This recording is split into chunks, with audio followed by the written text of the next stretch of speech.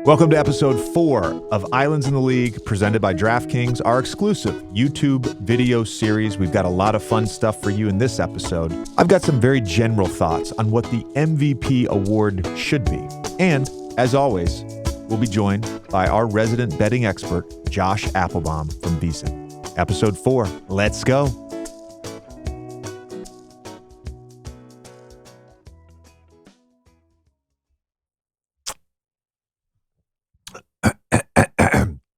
Down the wrong pipe. All right. You know what I was thinking? No one ever talks about the MVP race. I'm kidding. Everybody talks about it, and it's nauseating. And yes, at times it has become somewhat toxic. I want to address one thing about the MVP award and what the MVP award is. I've seen a lot of comments on social media. I've seen comments on debate shows that the MVP award should somehow be tied into postseason success. Look, for the entirety of this award and the NBA's history, the MVP has been the most valuable player in the regular season. And call me crazy, but I think it should continue to be. There's a reason we also have the finals MVP. Here's my take. It's a regular season award. It should be based on the regular season. It should not be based on any past postseason success or failure. It should not be based on any prediction around future postseason success or failure. That's not what the award is. The award asks a simple question. Who was the most valuable player for this particular 82-game season? Now, the nature of the award and the nature of voting on the award has always been a very subjective thing. What does the voter value? Does the voter value impact on winning? Does the voter value the eye test? In modern times, does the voter value analytics? Does the voter simply value individual dominance? Whatever it is, your opinion about this award is subjective. Because in any given year, there are a number of players that are deserving of the award. And this year is no different. But I've seen the complaint quite frequently over the last month or so that if a player has not won an NBA championship, or because you think a player will not win the NBA championship this season, they should be somehow disqualified for the MVP. Here's a fact, Jack. You go over the past 30 NBA seasons. 30 NBA seasons. Guess how many MVPs also won an NBA championship? 8. And it's only 6 specific players because Michael Jordan did it twice and LeBron James did it twice. Let's go down the list. Hakeem Olajuwon in 1994. Michael Jordan in 1996 and 1998. Shaq in 2000. Tim Duncan in 2003. LeBron James in 2012 and 2013, and Steph Curry in 2015. End of the list. That's 6 players. And by the way, 6 of the greatest players ever that have won an MVP and won an NBA championship in the same season. That seems odd. Or maybe it's because it's more likely that the best team is going to win an NBA championship. Let's look back at the same 30-year period. A number 1 seed has won the NBA championship 14 times in 30 years. And of those 14 champions, 11 of them either had the best record or were tied for the best record in the regular season. So there's been 8 times that a player has won an MVP and also won an NBA championship. And there's been 14 times that a number 1 seed has won a championship. There's actually only been 6 times that an MVP on a number 1 seed has won a championship. That's 6 times in 30 years. Those players, again, Michael Jordan, twice. Steph Curry, once. LeBron, once. Tim Duncan, once. Shaq, once. So look, historically speaking, the MVP is not a great predictor of who is going to win an NBA championship. More often, it's the number 1 seed. And often, the reason that a player on those teams don't win an MVP is because those teams are fucking loaded. Not only do they have a Batman, a Robin, they probably have a bunch of Alfreds, maybe a Catwoman, maybe a Lucius Fox. That's what the NBA is. That's what basketball is. You need more than one guy to win an NBA championship. And that doesn't take away from anything that the best players on the best teams are able to accomplish during the regular season. They should always be in the conversation for MVP, but that doesn't necessarily mean they are the most valuable player in the NBA regular season. By the way, did you know that Russell Westbrook is top 6 all-time in assist percentage? I'm going to sum it up with this. Part of the reason why only 8 MVPs have won a championship in the last 30 years is because winning a championship is hard. And a lot of the playoffs comes down to matchups. Look at the 2007 Dallas Mavericks. That Golden State team was a tough matchup for them. Long, versatile defenders. They could switch all the off-ball screens and on-ball screens with Dirk. They loaded up to him. They made life miserable on him. The question is, did Dirk have enough help? Not whether or not he should have been the MVP in the regular season. And maybe this year is the 9th year in 31 years that the MVP also wins the championship. But if it isn't, it doesn't mean that that MVP wasn't deserving of the award. As voters, as analysts, we have more information at our fingertips than ever before to make an educated opinion about who we think the MVP of the regular season should be. Cheers, mate. All right, let's welcome in Josh Appelbaum from Beeson to talk playoff odds. All right, let's welcome in our resident sports betting expert, Josh Appelbaum from Beeson. Josh, how are we feeling today?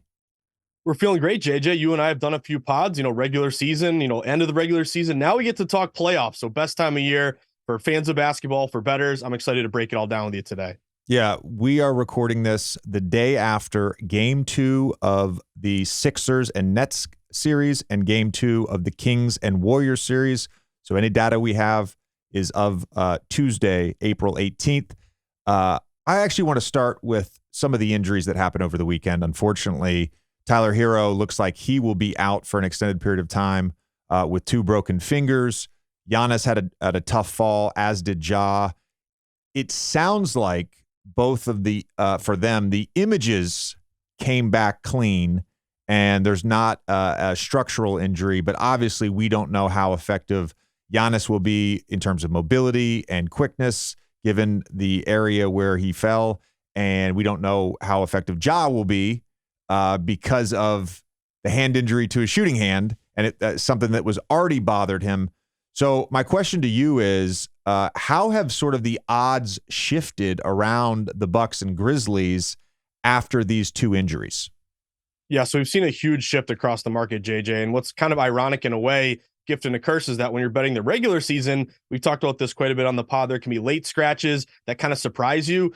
I guess the one benefit as a bettor from looking at these injuries is that we kind of know them going into the games instead of being surprised by them. But still, we've seen the odds makers have to really adjust their numbers. So the biggest one, obviously, is Giannis. Now, going into the playoffs, you actually saw the Bucks as the favorite to win the NBA title. JJ, going into it, they caught the Boston Celtics. Remember, the Celtics were pretty much the favorite all year. They lost that 1 seed, though, to the Bucks, and the Bucks ripped off all those wins to end the year. Giannis had a run there at MVP, having a great second half of the year. But going into the postseason, you actually had the Bucks at plus 275 to win the NBA title. Now with this injury to Giannis, they're still up there. They're the second best odds now, but they're now plus 310. So really what we've seen as a detriment to the Bucks has been a big benefit to the Boston Celtics. The Celtics went from plus 350 now down to plus 270. And obviously you got to look at it from a kind of mapping out the playoff series. Like now we're seeing this really tough series that probably is going to go deep here with the Miami Heat, depending, and I'll give you the price here in a second, JJ, versus the Celtics, who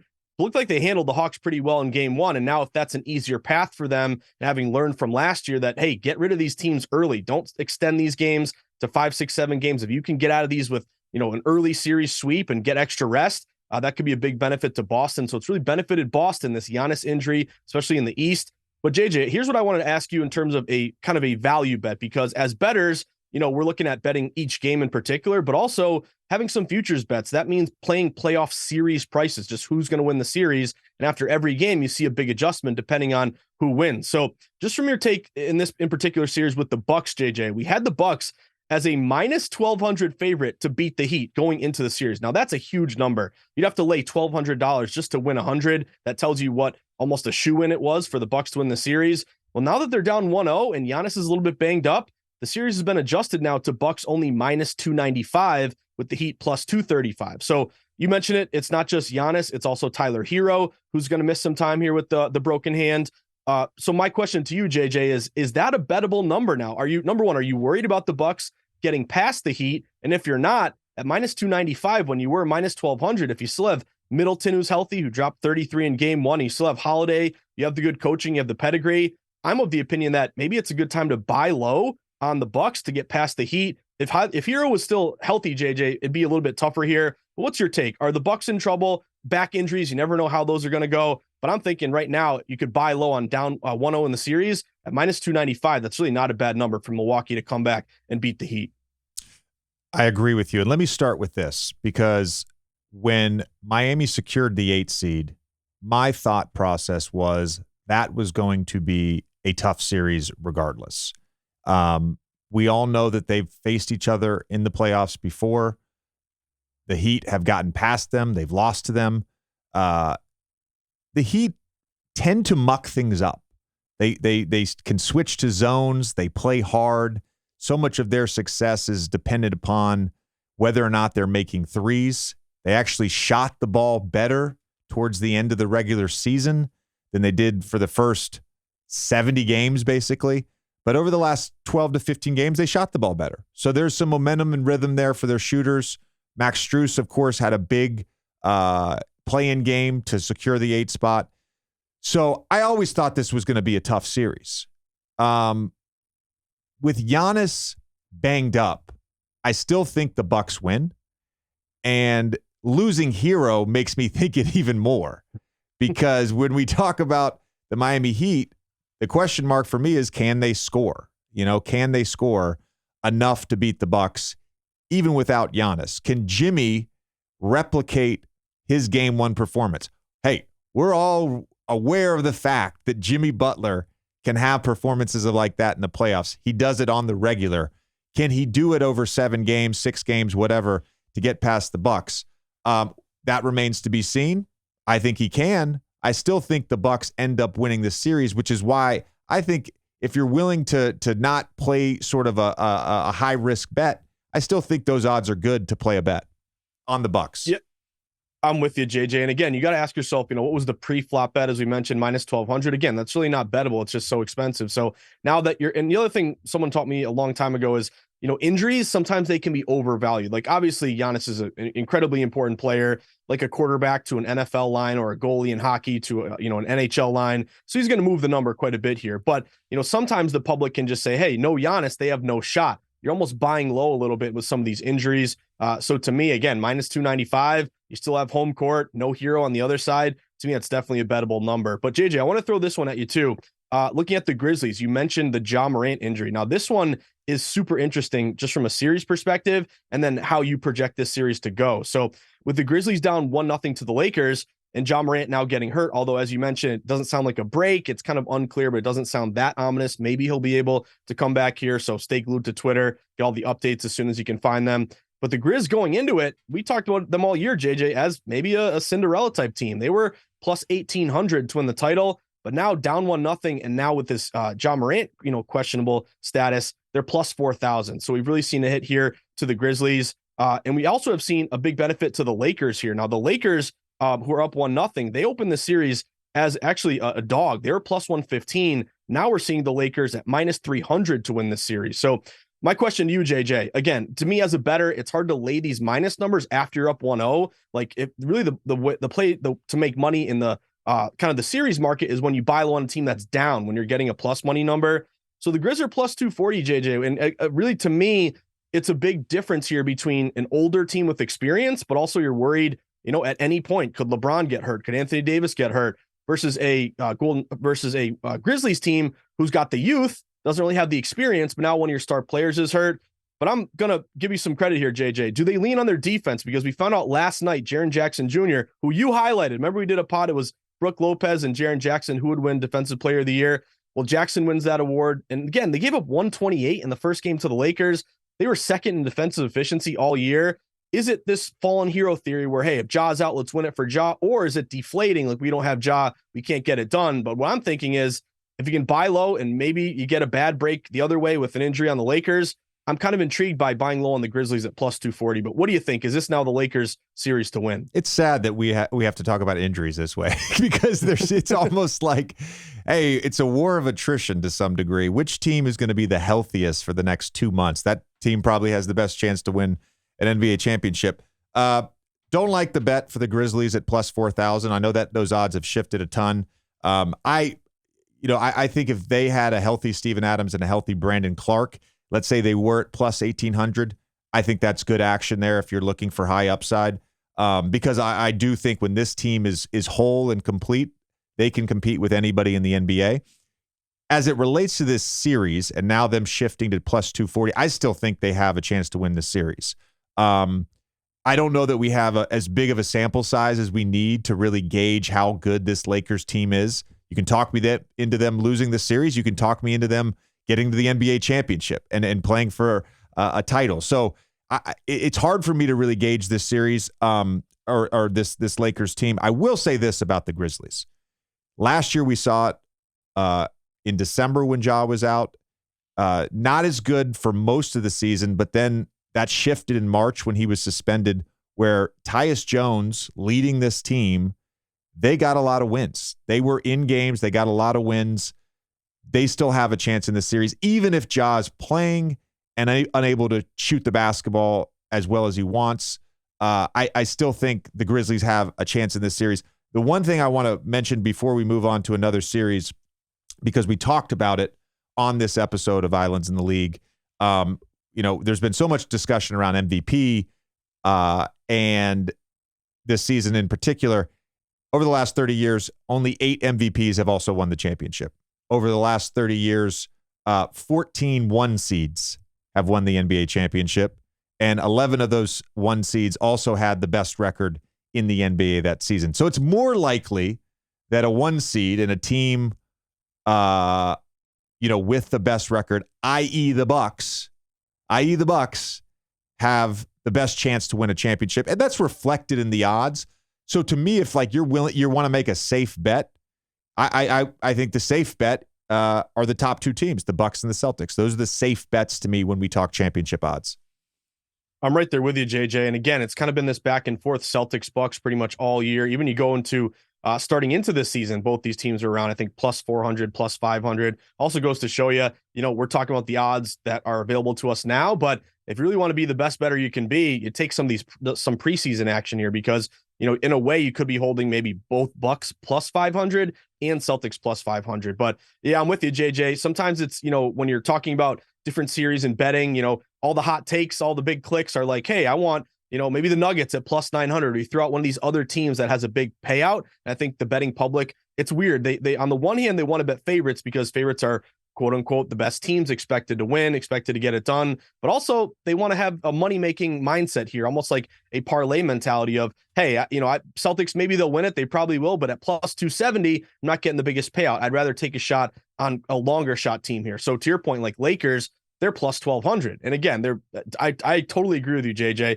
They could lose this series. They could win it all. Those are the teams that you're taking more risk over. But I do think, the numbers that you gave us in particular, you do see the cream rise to the top. So I'm currently, JJ, holding a Celtics plus 400 ticket. So I'm in Boston. That's what I'm rooting for. But again, should be exciting time. And again, chalk does typically win the title. Well, at least you can admit your homerism. That's a strong trait. It's a strong trait. I want to talk Warriors Kings, and I do want to talk about one other Western Conference matchup and just title odds on them. But Warriors Kings, where do we stand with that series? How did that series start? We are recording this again after Game 2, so we know for a fact Kings up 2-0, going back to Golden State this weekend.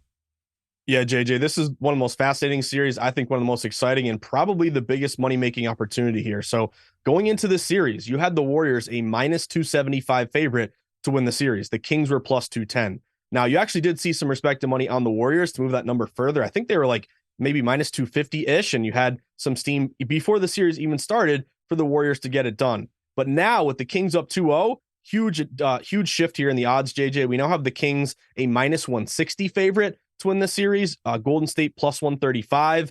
And, kind of it's cliche, you hear it all the time, but, an NBA series or an NHL Stanley Cup playoff series, it doesn't start until a road team wins a playoff game. So obviously the Kings taking care of business here, winning the first two, but now you're going to flip the series and get some home court games here with Golden State. You have the pedigree, you have the experience, you have the coaching, obviously. Curry's been here and been there, done that. They've played in big games. So what I'm looking at here is, JJ, is there an opportunity to bet Golden State at plus 135? Is there value there? The Kings obviously have been one of the most surprising teams. I was holding a Missoula ticket for Coach of the Year, but it probably looks like Mike Brown is going to win that award.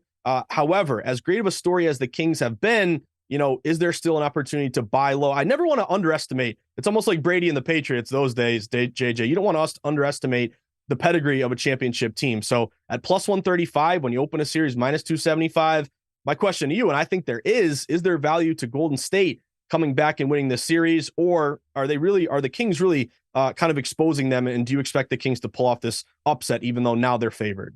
Yeah, I still believe the Warriors can win this series.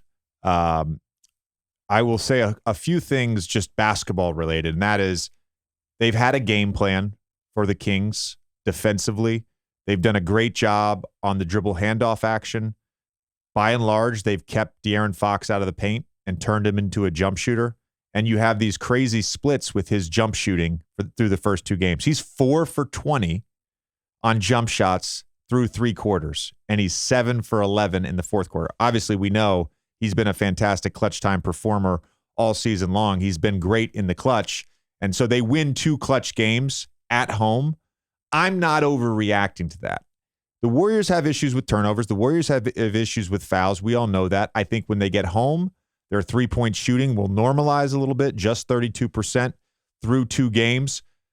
The other thing that I don't think enough people are talking about is the impact that Draymond Green's ejection will have on the officiating. My observation is through 2 games, this was as physical of a series as I've seen this playoff season and in recent memory. The amount of stuff that they're allowing, both on and off the ball, it's not really regular season rules. And so because of the incident with Sabonis, which, by the way, was like the 4th time they had been tangled up in this series, because of the incident with Sabonis and Green, will the officiating be a little tighter? Will they start calling some of those holds for when Davion Mitchell and De'Aaron Fox are grabbing Steph Curry off the ball? And if that happens, even for a game or two, hey, the Warriors are right back in it. And this is, even at 2-0, I just can't disrespect the Warriors, right? They have a championship pedigree. It is hard to beat a champion in the playoffs. Of course, I'm favoring the Kings, but to me, it still feels a little bit like a pick'em series. I'm with you. And if you're getting plus money on a team that's been there, done that, won all these titles, like they've played in huge games here. And I think JJ, and maybe you can speak to this too, like when you're on a powerhouse team, when you're used to winning all the time, sometimes you got to create some more, adversity for yourself, create some more mojo, get yourself going a little bit. So maybe, and Draymond obviously playing that role, as a Celtics fan, going back to the NBA title last year, the Celtics were up in that series 2-1, the Celtics crowd was screaming at Draymond. He got his team going. He kind of got in the Celtics head. So I think with Draymond, it's kind of interesting. Like, his stats don't really impress you, but his importance to the team is huge here in terms of a, kind of the pulse of your team, kind of that mean streak, that edge. Every championship team needs that. So maybe Draymond knew what he was doing, kind of getting into a scuffle there, getting his team going. It's almost like, again, in the NHL, when your team's kind of like, struggling through the first 5 minutes, maybe your 4th line guy picks a fight just to get you going there. So that could be meaningful. And then also, JJ, I'm so glad that you brought up the referees, because this is something that I think a lot of bettors just totally disregard. But I think that's a bit of a mistake. You don't want to bet a game, a total over or under or one side or the other just based on a referee and the crew, but you want to be aware of it. Like, for example, Scott Foster, I'm sure you have maybe some stories about Scott Foster, JJ, but he's one of the most lopsided referees toward road teams, because he always wants to kind of show the crowd that he's, unbiased to a fault. And then also toward a lot of overs, because he calls a lot of whistles. So the other thing is, like, home court, it is important. Typically the odds makers will give you around 3 points for home court, but it's not always the crowd, that provides you that big advantage. Obviously that is a component to it, but it's also these referees. When you get to these refs who sometimes will be just wary of, going against the crowd, like a guy like Foster will do it, but a lot of the younger referees, they'll make calls, in favor of the home crowd because they don't want to get screamed at and have stuff thrown at them. So to me, that's a kind of a benefit and something you should always keep an eye out for. I think they post the crew. I think 9 a.m. typically is when you'll find out who they are, but that's always something I dig into. Like, if the Warriors are in a spot where you have 3 home refs that all favor home teams, that's a benefit, especially when you're trying to get back in the series. And we should mention this will already have been out by the time this game happens, but tonight Scott Foster is calling game 2 of the Phoenix Suns and Clippers series.